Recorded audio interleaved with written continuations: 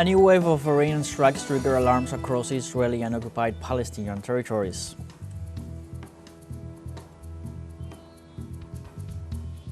Palestinian authorities updated that the Israeli occupation forces hit to death several needed civilians at 8 distribution centers in the Gaza Strip. And in Panama, trade unions and student, Indigenous and social organizations denounced Sunday the government repression against Indigenous communities of Bocas del Toro.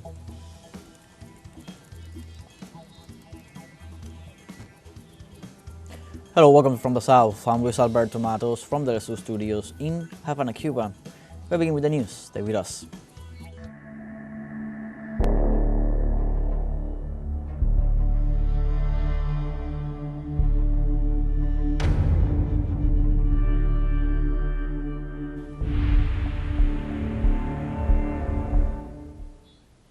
A new wave of Iranian strikes triggered alarms across Israeli and occupied Palestinian territories. Over 50 ballistic missiles were launched from across Iran against Israel. Tel Aviv occupied Jerusalem and Ramallah occupied West Bank. Iran targeted Al Qudaira power plant and the Netanyahu family home in the town of Caesarea near occupied Jerusalem. According to local media, the U.S., British and Israeli air defenses worked to intercept last missiles launched from Iran. Israel extended the nationwide state of emergency until June 30th. The actions continue within true promise-free operation in Iran's legitimate right to defense.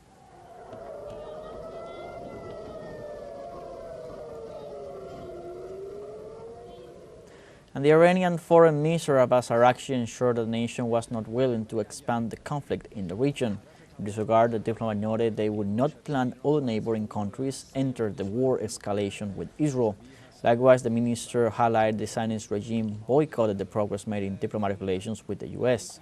Moreover, Araghchi underscored they had set assurances on the likelihood of a possible nuclear deal with the U.S. on the already cancelled 6th round of negotiations.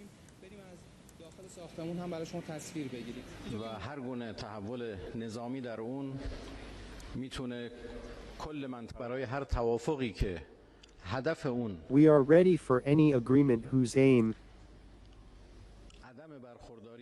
is to prevent Iran from acquiring nuclear weapons, because that is our own doctrine.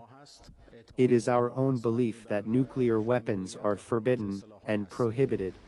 But if the purpose of an agreement is to deprive Iran of its nuclear rights, then naturally, we are not prepared to accept such an agreement.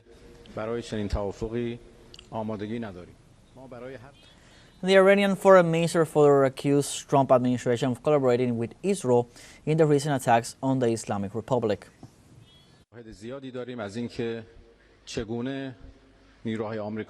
We count up with broad evidence of how U.S. forces aided the Zionist regime. But beyond our evidence, the statements of President Trump are even more revealing.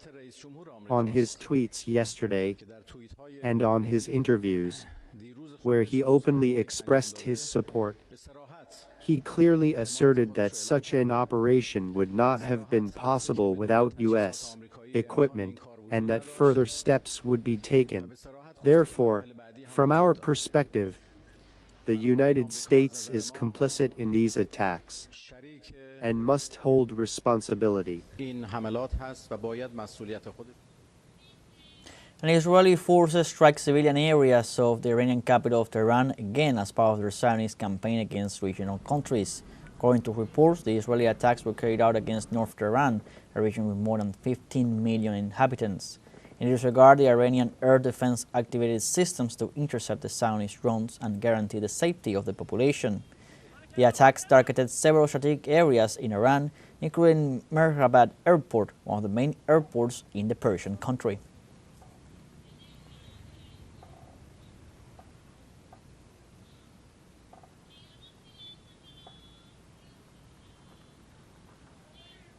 Also, Israeli agents detonated at least 5 car bombs near government and police buildings in Tehran. This came after Iranian air defenses repelled Israeli attacks. Authorities also registered floods following the destruction of civilian water infrastructure by Mossad agents in the Iranian capital. Health authorities registered 128 fatalities and over 900 injuries since the onset of the Israeli aggression.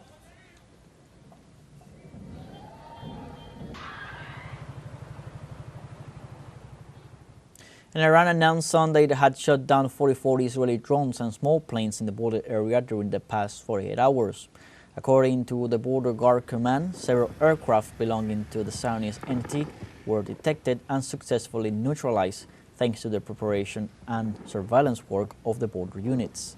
The command also informed that a continuous security operation is being carried out to guarantee regional security and to face any threat along the border territory.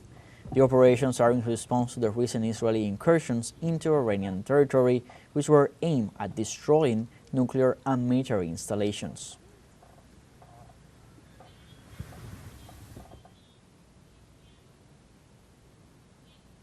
In this context, U.S. President Donald Trump made some latest statements on its stance regarding the ongoing Israel-Iran war escalation. In this context, the Republican leader advanced Washington could get involved in Israel-Iran conflict in the near future. However, he allegedly assured not having had any participation so far. He further deemed Russia could be a potential mediator, grounded in Russian President Vladimir Putin proposing so on a long talk they held recently. Likewise, the head of state commented to be open to continue negotiations on Iran's nuclear program, even though the sixth round in Oman was scrapped due to the current conflict. Of the President of the United States. And world leaders demand to hold the Zionist regime accountable for its warlike and genocidal actions in the region.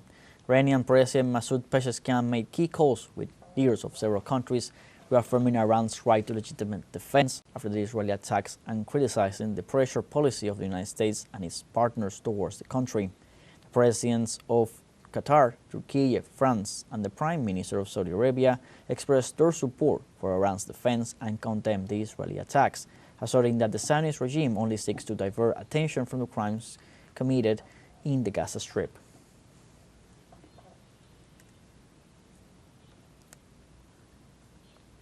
Meanwhile, the Yemeni army claimed responsibility for the launching of several ballistic missiles on sensitive targets in the Israeli capital over the last 24 hours. Houthi army spokesman Yahya Sari informed the attacks were coordinated with recent military operations carried out by the Iranian armed forces.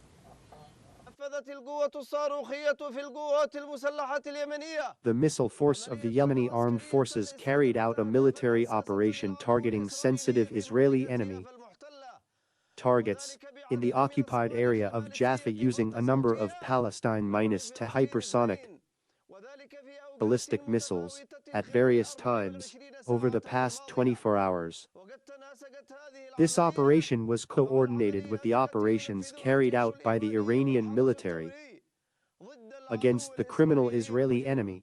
The operations successfully achieved their objectives, thanks to God. The Yemeni armed forces salute the Islamic Republic of Iran, its people, army, and leadership as they confront the brutal Zionist aggression with courage, will, determination, and faith. Relying on God, they are targeting its facilities, headquarters, and bases.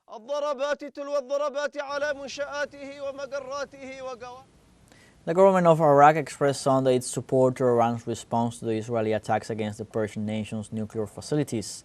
During a conversation with Iran's President Masoud Pezeshkian, Iraq's Prime Minister Mohammed Shia al-Sudani reaffirmed his nation's support to Tehran and described the Israeli onslaught as a blatant Zionist aggression.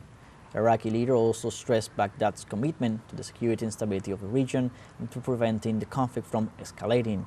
On his part, the Iranian president thanked al-Sudani and accused Israel of repeatedly attacking the countries of the region.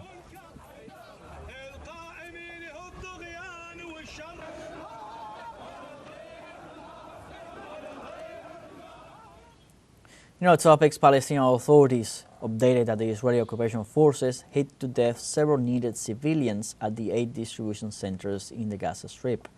Official briefings detail that some 5 Palestinians lost their lives and several got injured as a result of the Israeli army targeted a starving group begging for help near the old Netzarim corridor. In addition, 2 Palestinians got killed due to a Zionist incursion into the Han Yunis city. In this context, Gazan Health Ministry has denounced that Israel and the United States have been using those aid distribution centers as a bait to annihilate more Gazans. They noted that they have implemented such gruesome strategy for 30 days. Moreover, Palestinian authorities specified that the brutal Israeli offensive brought about 42 deaths in the last day.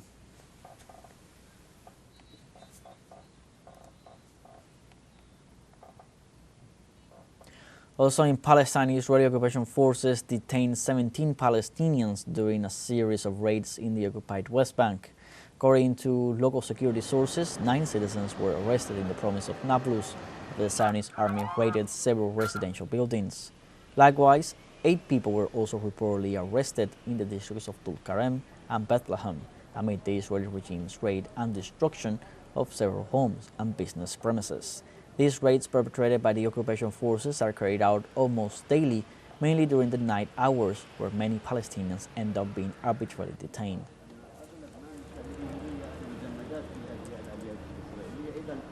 We now have a short break coming up. Remember, you can join us on TikTok at teleSUR English, where you'll find news in different formats, news updates, and much more. I'll be right back. Stay with us.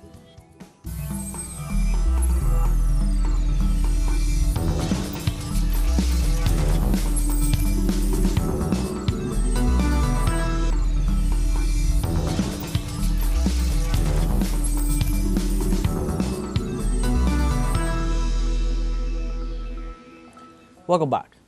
Trade unions and student indigenous and social organizations in Panama denounced Sunday the government repression against the indigenous communities of Bocas del Toro. The indigenous peoples of the northwest coast of the country rejected the approval of Law 462 of the Social Security Fund and said they don't want their children and grandchildren to be enslaved and that the only home they own to be devoured by the money advance the government is trying to reimpose. Demonstrators rejected President Molino's decision to send the police, military units, and airplanes against internationally protected communities and accused the Panamanian government of negotiating sovereignty and water behind the backs of the people, while imposing an iron censorship against all those who oppose it.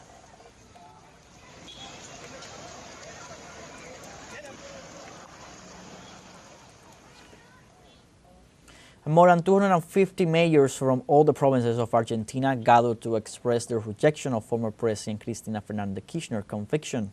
The communal chiefs agreed in describing the decision of the Supreme Court of Justice in the Vialidad case as an orchestrated persecution.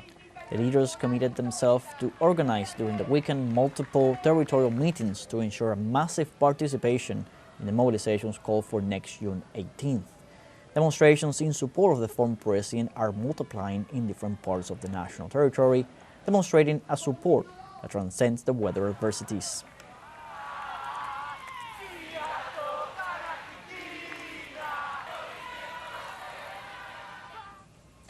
On Saturday, in spite of the rain and the low temperatures, political and social organizations grouped in Argentina Humana carried out a rally in Lezama Park in the city of Buenos Aires and then marched to the residence of Cristina Fernández, where a permanent vigil was held in support of the Argentine former president. Demonstrators rejected that they qualify as a maneuver of political proscription promoted by sectors of the economic and judicial power.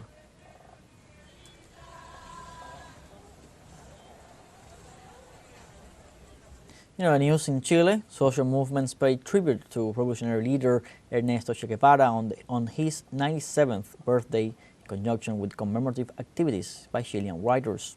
The Chilean Writers' Society was the protagonist of the homage that counted with the presence of multiple militants of different political spaces. Also, representatives from Cuba made documentary tours with videos, photographs, music, and dances, bringing the memory and life of Che Guevara to the Latin American country.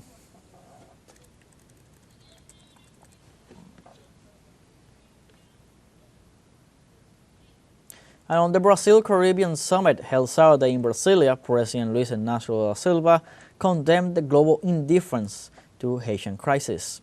On the meeting, which gathered leaders and representatives from 17 countries, Brazilian head of state rejected the fact that Haiti be eternally doomed to pay for its freedom. Therefore, attendees approved several projects to improve Haitian current situation, as well as the disbursement of urgent aid.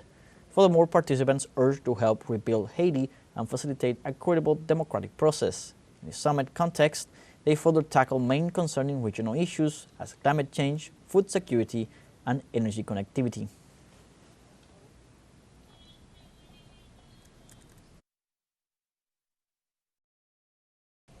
And in Bolivia, President Luis Arce announced that he will continue operations to remove roadblocks in regions disrupted by protests, demanding that former President Evo Morales be allowed to run in upcoming elections. Arce reported that police and military forces are working to lift the blockades in Potosí, Chiquisaca, and Santa Cruz. In this regard, authorities are taking action to guarantee free transit, the safety of citizens, and prevent food shortages. President Arce also condemned acts of political violence and what he described as illegal methods in the exercise of democracy.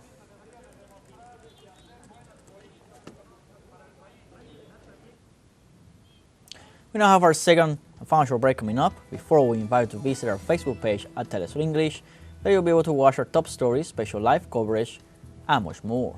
Follow our page and activate the notification button to stay up to date on the world's most recent events. Final break, don't go away.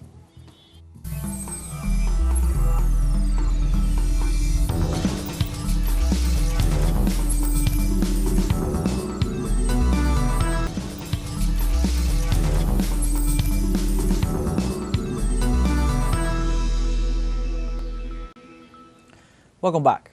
In the United States, tensions rose in the streets of downtown Los Angeles as police tried to disperse protesters. As police fired flashbangs and canisters of tear gas, protesters responded with loud fireworks and calls to hold the line. Masses of demonstrators crowded the streets, parks, and squares across the U.S.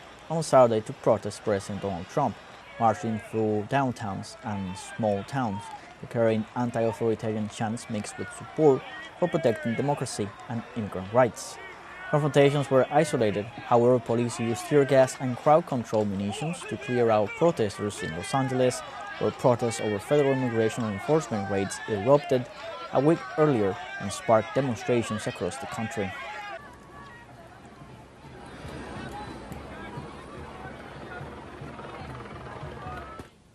And in the United States, during a demonstration in Salt Lake City, Utah, against President Donald Trump, a shooting took place in which at least one person was seriously injured. Local authorities says the injured individual, whose life is at risk, has been taken to the hospital. Officials are conducting an active investigation into the incident and have stated that they are holding an individual of interest in custody. Images of the alleged shooter, who has been arrested, are circulated on social media. Police have asked protesters to release videos and photos of the shooting. Oh my God, that's a gun. That's a gun. Come on.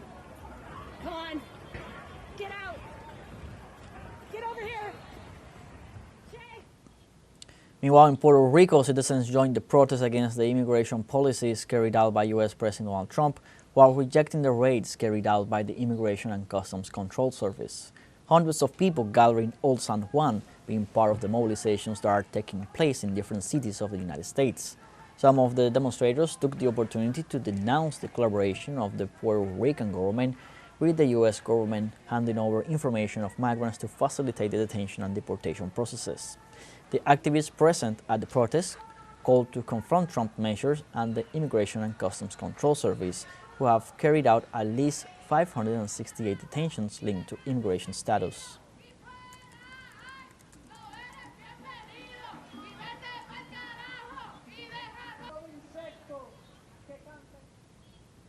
And a helicopter crashed Sunday in the northern Indian state of Uttarakhand, killing at least 7 people on board, local media reported. It was an Aerian Aviation Company helicopter with 1 pilot and 6 passengers on board, 5 adults and 1 child. The aircraft crashed at about 5:20 local time in a forest between Gaurinkund and Somprajag while on a short flight from Kedarnath Temple to Kashi town. According to preliminary information, the accident was a result of bad weather and technical problems.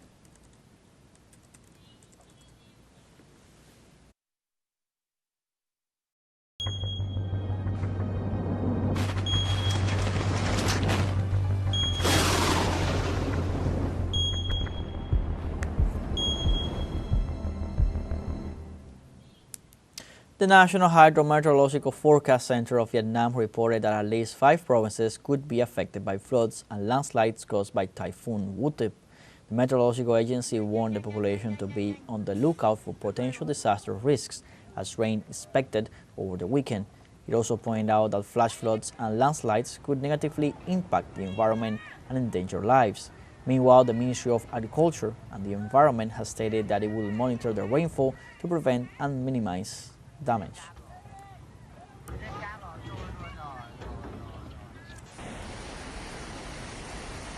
Like this, we have come to the end of this news brief. You can find these and many other stories on our website at telesurenglish.net.